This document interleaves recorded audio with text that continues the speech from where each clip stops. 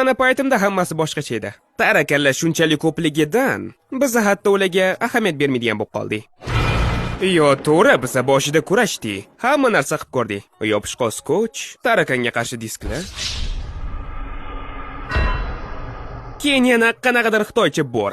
Xuddi yana qorong'u kuchdan saqlanganga o'xshirdi. Va yana tarakan yeydigan mushular boqardi. Lekin eng samarali uslub bu sprey edi. Spreydan keyin esa bir xo'kondoz tarakan o'liga yig'ilardi. Johnny! Lekin bir haftadan keyin ularning soni yana qaytib tiklanib olardi. Buni qilish oson edi. Shunchaki kechqurun oshxonaning chirog'ini yoq. Qochib qol!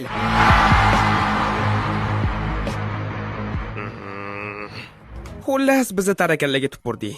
Lekin ba'zida ular juda ham haddidan oshib ketardi. Meni o'ldir, birodar. Bilasanmi, hayotdan to'yib ketdim. Keyin yana kattalar bizani qo'rqitishardi. Ularning aytishi bo'yicha, bir kuni uxlayotgan qizni qulog'iga tarakan kirib ketibdi. Keyin tarakan tuxum qo'yibdi, keyin o'sha tuxumlardan yana tarakanlar chiqdi. Ular ko'payib keyin uni miyasini yeb qo'yibdi.